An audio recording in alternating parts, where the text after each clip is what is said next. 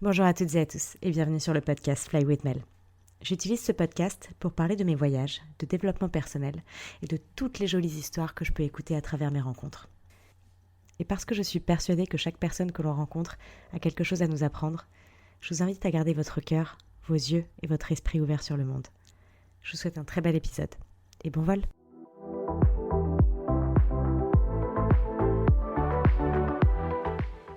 Bonjour à toutes et à tous. Je vais vous faire un petit épisode vraiment à chaud avec toutes les émotions que j'ai ce matin alors que je suis rentrée hier soir d'un long mois que j'ai passé en Europe pour revoir ma famille, pour me relier avec mes sources, mes racines, pour vraiment refaire le plein d'amour, d'énergie, de me rebalancer un petit peu avec toute la vie que j'ai aussi ici en tant qu'expat. C'est bien de parfois revenir aux sources. Et puis moi, je suis une personne qui est très proche de ma famille, donc du coup, de vivre déjà loin à l'autre bout du monde, c'est déjà assez dur comme ça. Donc heureusement, je prends le temps pour voyager assez souvent, dès que je le peux en tout cas, pour rentrer à la maison. Et puis pour passer du temps de qualité, notamment de temps de qualité en famille et avec les amis.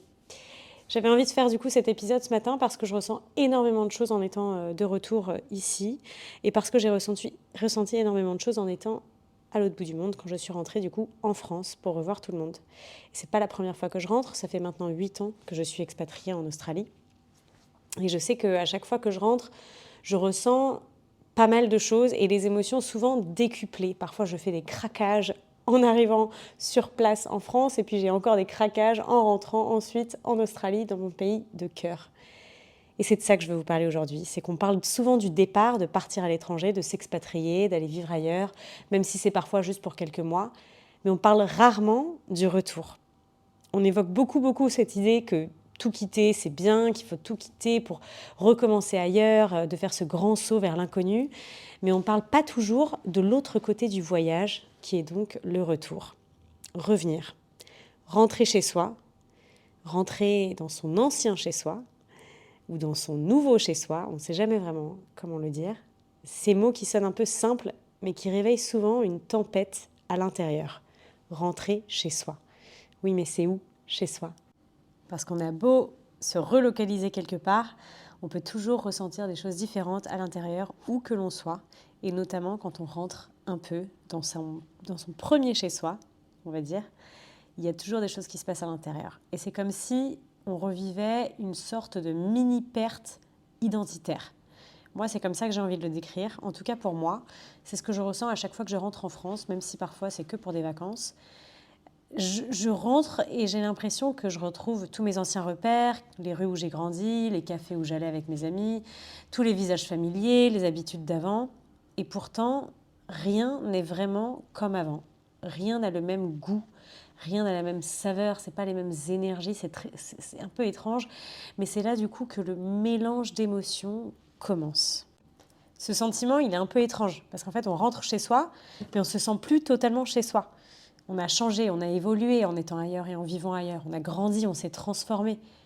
Et en revenant, on se confronte à notre ancienne version de nous, celle qu'on était avant de partir. Parfois, on retrouve des endroits qui nous rappellent des moments forts ou des personnes avec qui on a partagé un bout de vie. Et tout ça, ça ravive un peu une sorte de nostalgie, mais qui est à la fois douce et à la fois amère. Je ne sais pas si vous voyez ce que je veux dire, mais c'est que souvent, on est content, on a ce petit truc, on est un peu content de retrouver cette émotion. Et en même temps, on sait qu'on a fui peut-être ou qu'on est parti de ce monde, de cet environnement pour certaines raisons peut-être, et qu'aujourd'hui on est différent. Du coup, c'est une émotion à la fois reconnaissante, enrichissante et à la fois où on se sent un peu perdu. C'est comme si on avait deux identités qui se croisaient à l'intérieur de nous, celle d'avant et celle qu'on est aujourd'hui. Et ce croisement d'identité, il crée une petite confusion, une espèce de surcharge émotionnelle. Parfois, on peut dire que c'est même un trop-plein. Personnellement, je l'ai énormément ressenti dernièrement, notamment lors de mon voyage.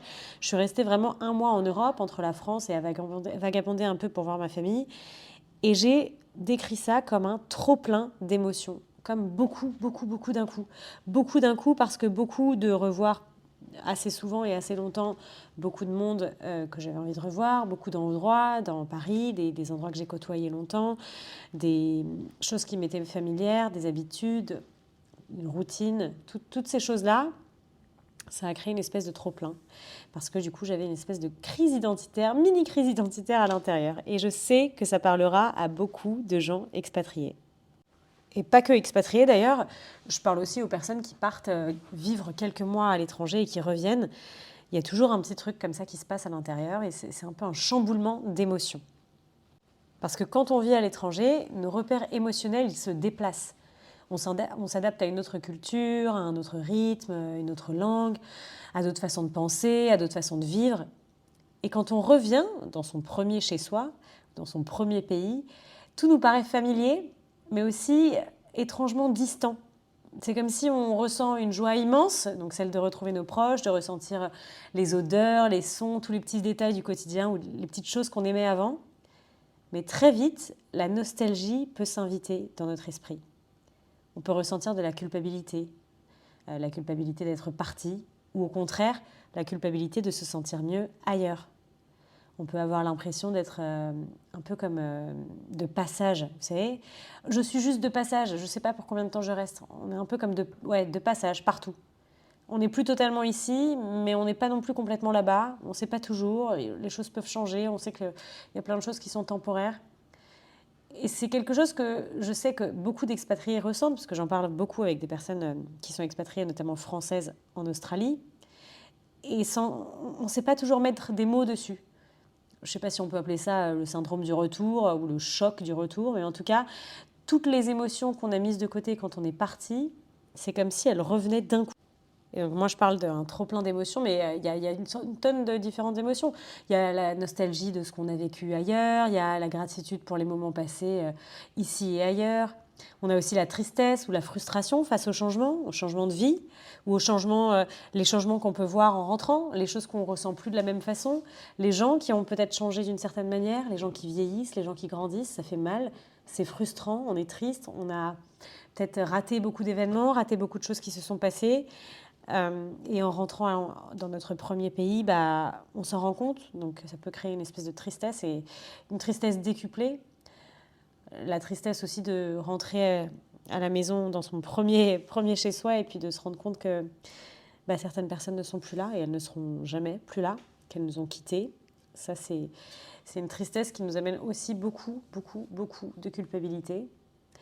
Il y a une confusion en ce qu'on ressent vraiment, on ne sait plus en fait, on ne sait plus. Est-ce qu'on est heureux, est-ce qu'on n'est pas heureux d'être rentré, qu'est-ce qui se passe à l'intérieur?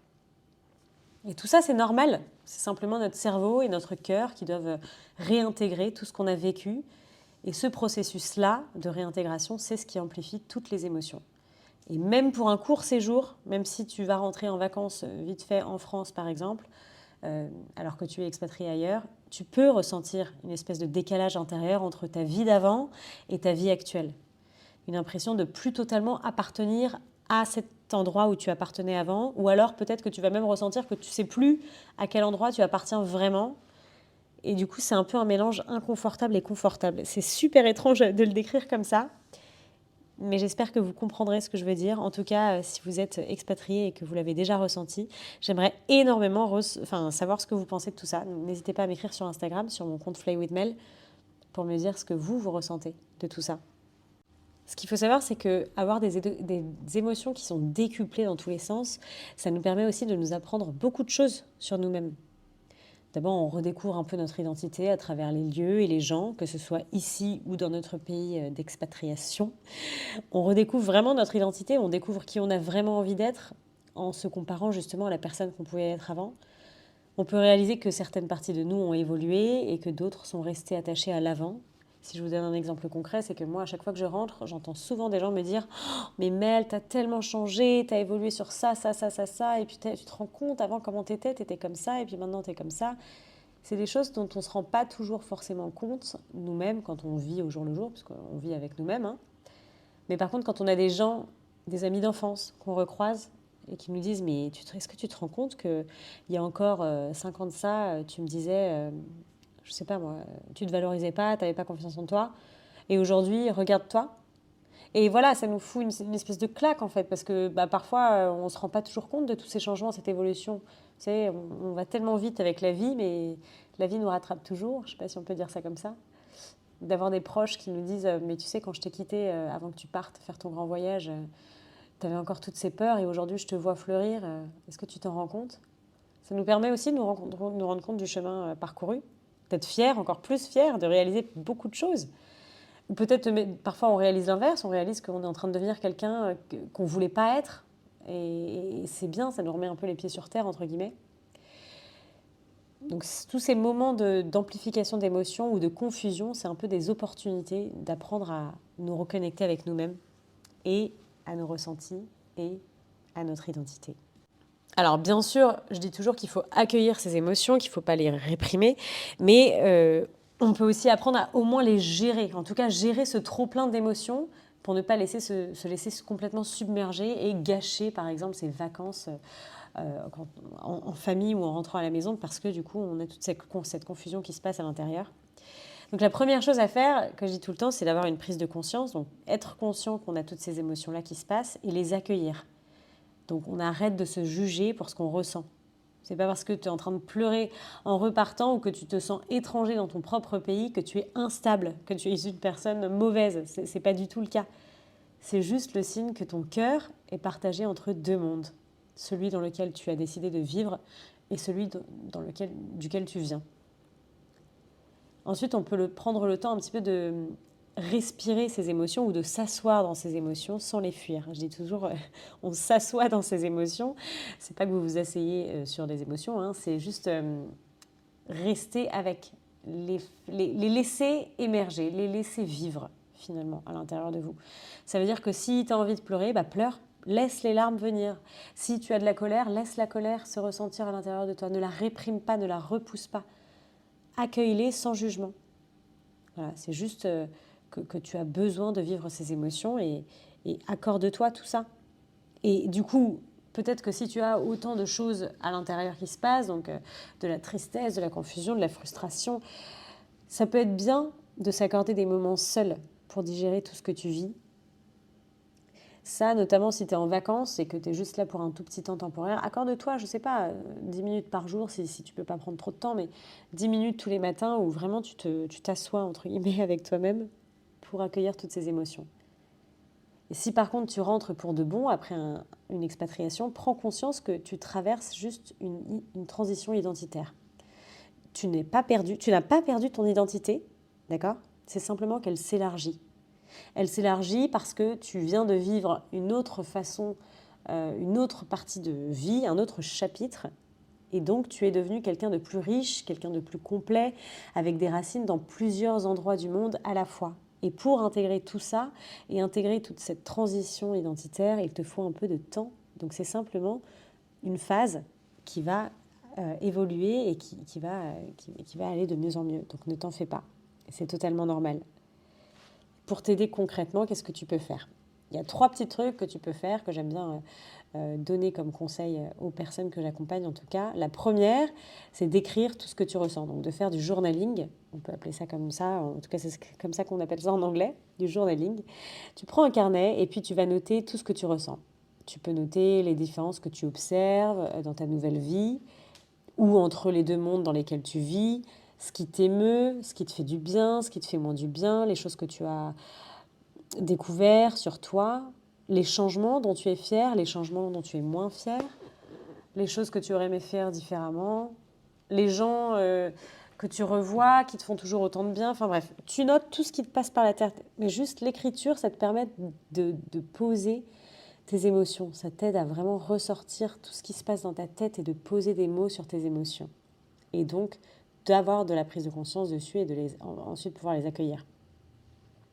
La deuxième chose que tu peux faire pour traverser toutes ces phases de trop plein d'émotions, c'est de pouvoir en parler avec d'autres personnes qui sont expatriées.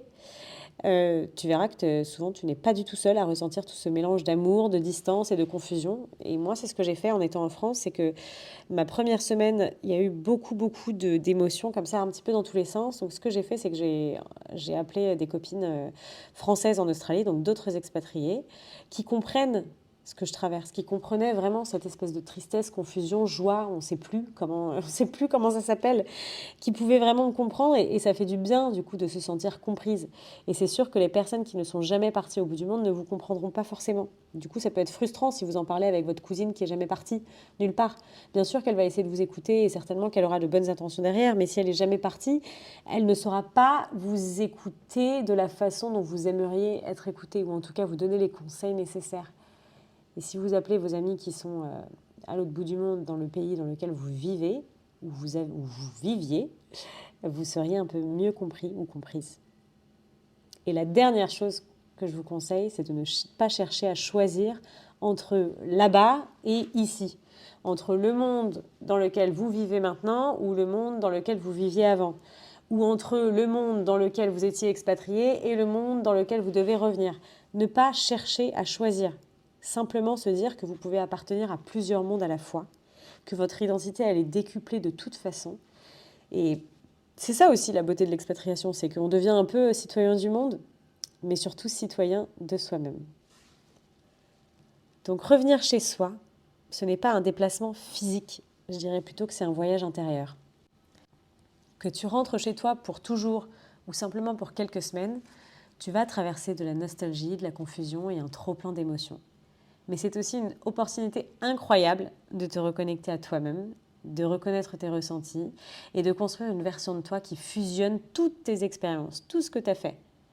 Parce qu'en fait, ton chez-toi, c'est pas juste un lieu, c'est ton équilibre intérieur. C'est ton identité vivante qui évolue à chaque retour. Je dirais que revenir, c'est aussi un voyage en soi.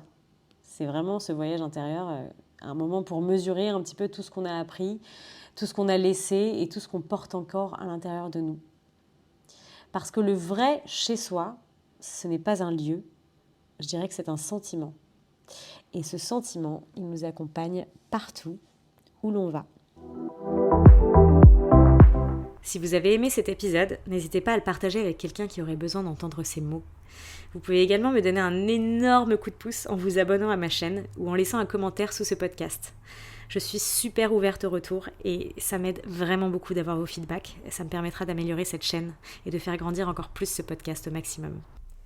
Et puis si vous avez envie d'en découvrir un petit peu plus sur mon travail, n'hésitez pas à suivre mon compte Instagram Fly with Mel. Et moi je vous dis à bientôt pour un nouvel épisode.